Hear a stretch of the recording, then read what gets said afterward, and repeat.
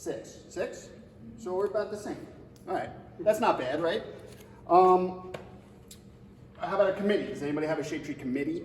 Yeah, yeah. So a lot of places have commissions, committees, shade tree boards.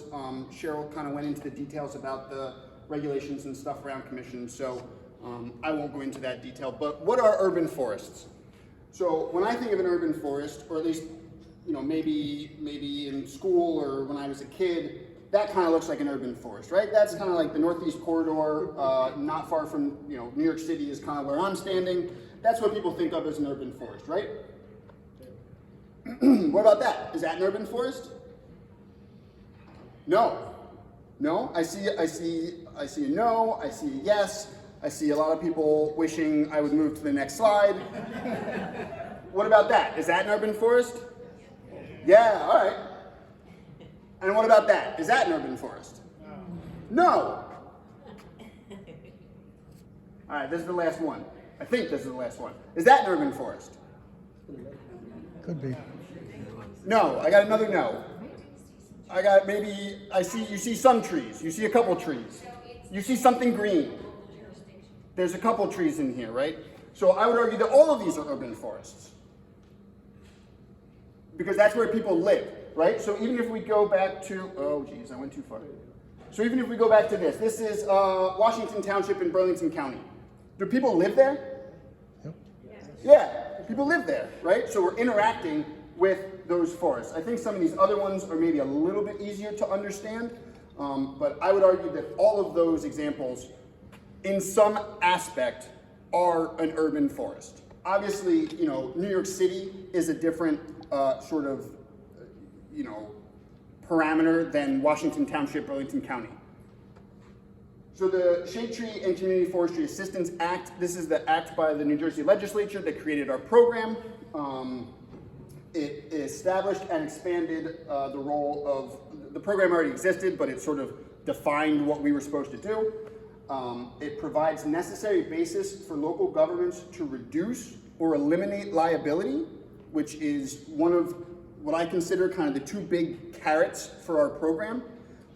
We have, if you're accredited with our program, which I'll go into the details about what that means, volunteers working under, it specifically mentions shade tree commissions, but I'm not an attorney, so speak to your municipal attorney about that.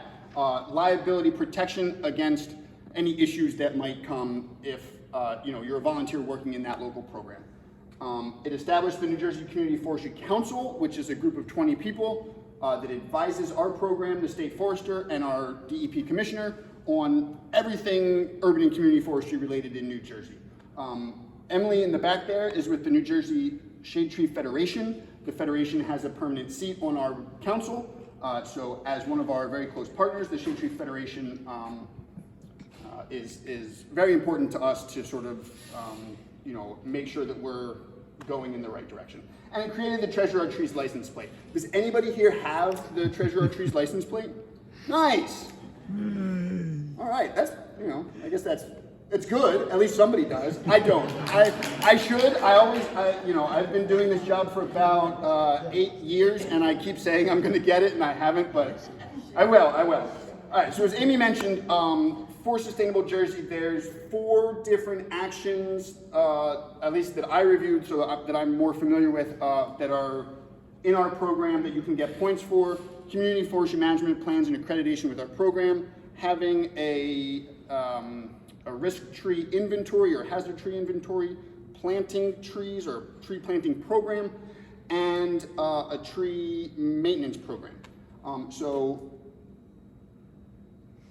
we'll get into those details in just a minute.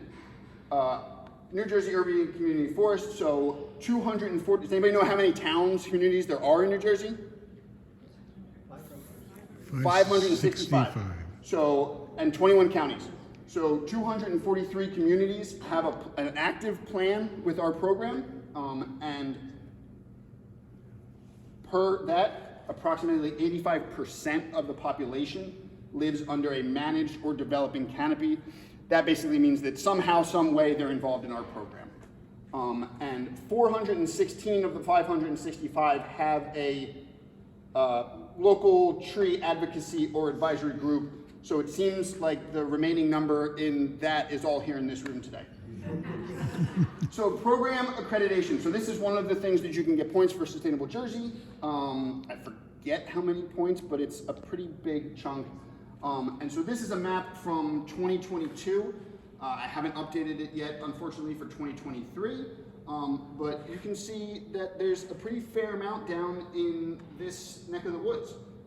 So if you're not on this map, my email is on the last slide. Please email me first thing Monday and let's talk. So what does it mean to be accredited with our program? That means you have to have a community forestry management plan, and that's one of the things I'm going to talk about because, as Amy said, we just had some new updates to that plan. So I think it's really interesting to get to talk to you guys about that. You have to have core training, which is kind of a crash course about everything urban forestry in the state, and it's offered twice a year. We just finished an online version through Rutgers University, and there's a fall version which is at Emily's conference in October in Atlantic City. I forget the dates, but see Emily for the dates. 17th and 18th, Brian. 17th and 18th of October. I should probably know that. So core training has to be done by an employee or a volunteer. An elected official can count as either. And your program has to do 8 CEUs between 2 people. So as Amy said, sign the sign-in sheet if you need CEUs. And you have to submit an annual accomplishment report every year. And that's how you get accredited. So the goals of our program, and that we like to sort of pass along to municipalities we work with, are that we're trying to promote a healthy, safe, sustainable tree and forest resource. And that, you know, your local program could be a self-sustaining local urban and community forestry program. All right, so planning. So these are kind of like the 3 pillars of our program. So we have planning, we have training and education, which we've talked about a little bit, and then management, the actual, doing things. So we're really going to talk about planning mostly in this, and then some management through doing inventories, but the planning is kind of the bigger thing that I was going to talk to you guys about today. So for some background for anybody who is in our program, who is on that map, in 2018, all of our plans were extended an additional 5 years, some 6 years, and during that time period, we updated the guidelines, so what needs to be in that plan. So that's kind of the first 2. December of 2024 is when the first sort of set of plans will be expiring. So anybody that has a plan, the first possible date it could expire is 2024. And that means that you have until the end of 2025 to submit a plan. So October of 2023 at Emily's conference last year, we sort of rolled out, unveiled our new guidelines, and are in the process of trying to get that message out there. So why did we do this? Why did we update these guidelines? Well, they were a little bit old. There's been a lot of new technology in the last, even 5 years since we started this process. And we really wanted to focus on data-driven management. So we're really, really focusing on an inventory. Sorry, I'm going to go back there because I like that slide. Cheryl talked about a natural resource inventory. I'm sure you're all familiar with the concept of an inventory, but my big question to people that don't have an inventory, and whether it's for trees, for natural resources, for open space, for anything, how do you manage something that you don't know anything about? Can you? No. I would argue you can't. I would argue that if you don't know how many trees you have, how do you know how to manage them? If you don't know how many ash trees you have, how do you know what impact emerald ash borer is going to have on your community? So our previous guidelines did not include an inventory. So these new guidelines now, an inventory is mandatory. However, what that inventory looks like is up to you. And we can get into that in a couple slides later, but just to sort of plant that seed of, doesn't necessarily mean every single tree in your town.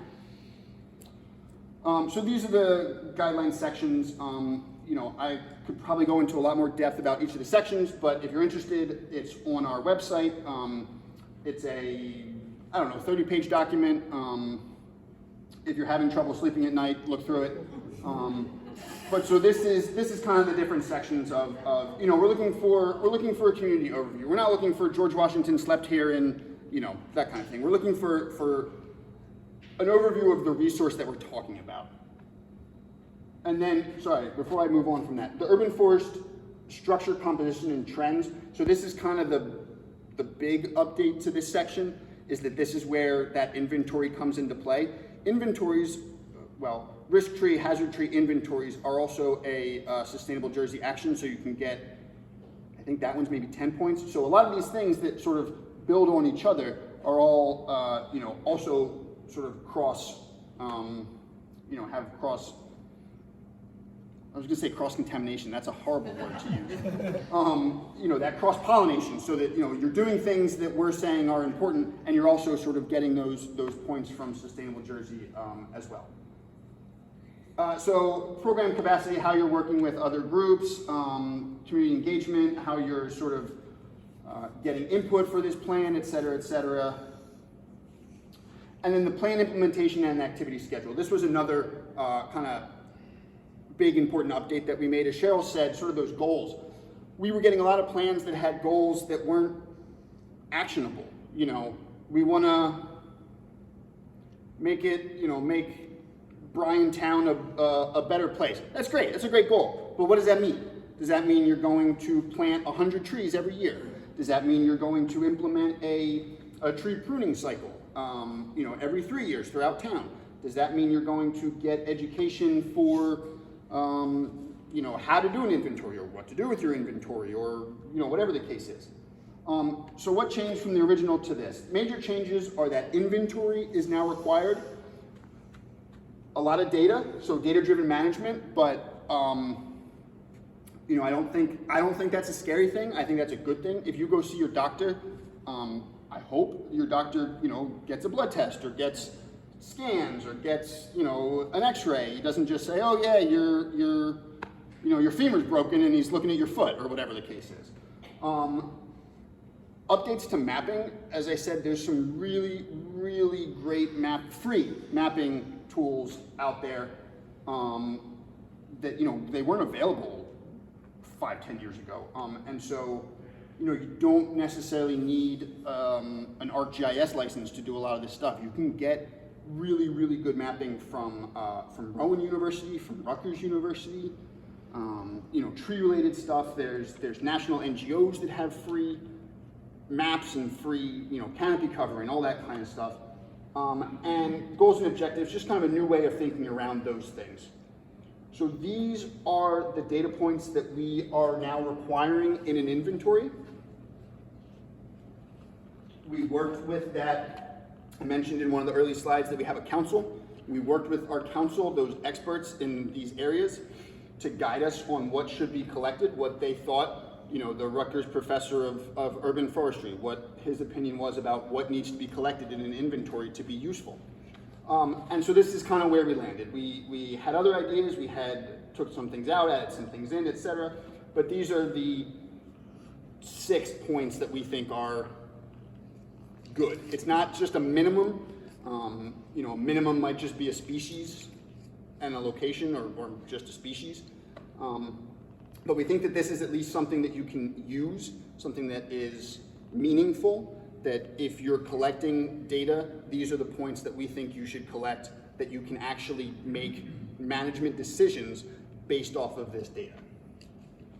Brian? Yes? Do you have a template that you can download to do that?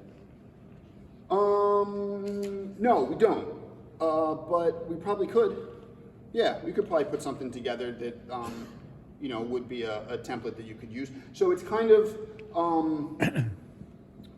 I mean, it's a little tricky, to be honest with you, just because, you know, in some cases, it might be an Excel spreadsheet, it might be, you know, a private contractor that's doing it, that has their own software or their own, you know, methods or things like that.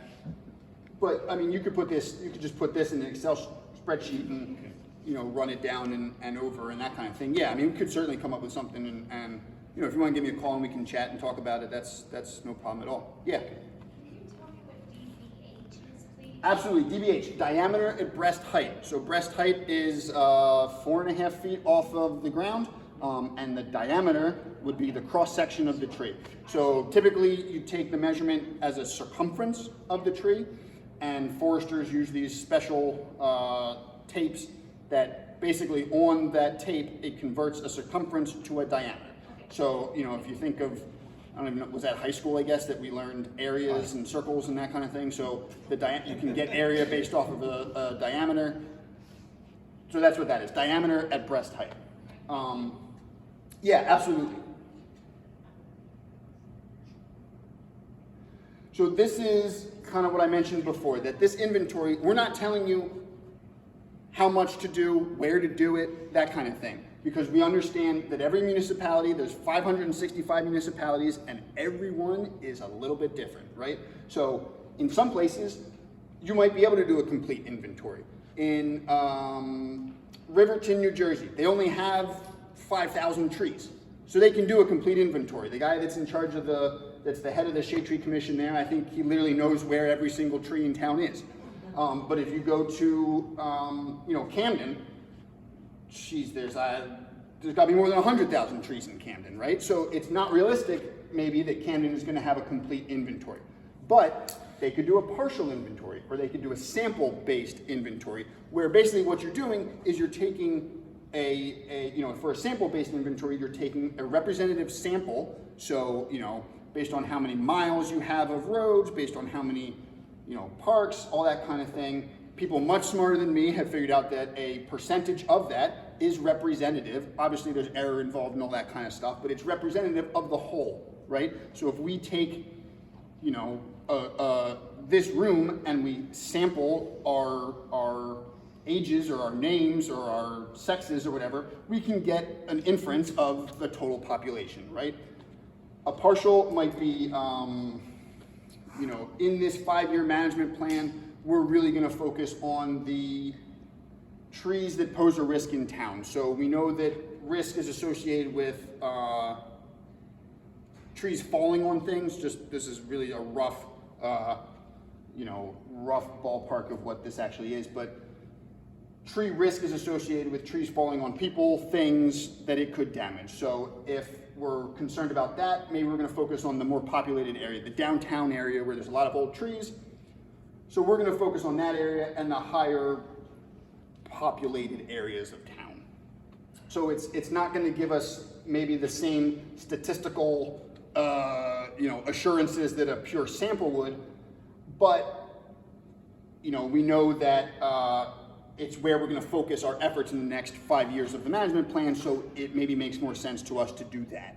Again, so there's kind of different ways to go about this, and as the state program, we're not telling you exactly what to do in every situation, because we understand that it's going to be different in every municipality and county, but trying to ensure that you have something, that you have that data that you can then work with and make those informed decisions. Yes? Couple of questions. Some of the inventory programs I've seen have fields for information like overhead obstructions, utilities, distance to the nearest building. Sure. You're not requiring that, but it's useful information to have. Yeah, it's all good information, right? But the more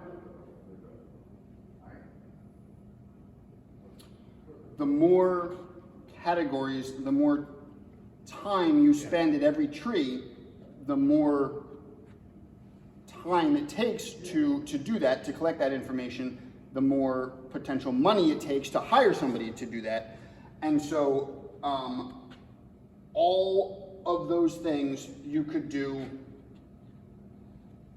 from here to the tree, right? So yes, you could get a rough estimate of the distance to the nearest house, to the nearest intersection, to whatever, and then the current potential height is meant to be a sort of a proxy for those overhead wires.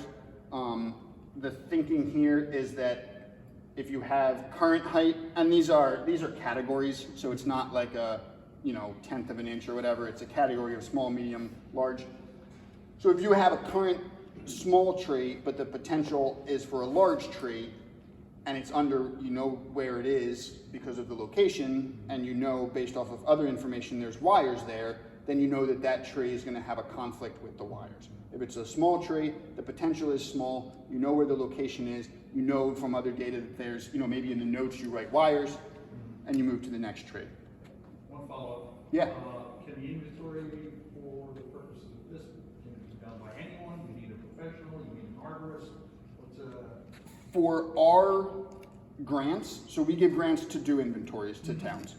For our grants, all of our grants are to hire professionals. Okay. So you have to hire somebody, you have to hire a consultant to do that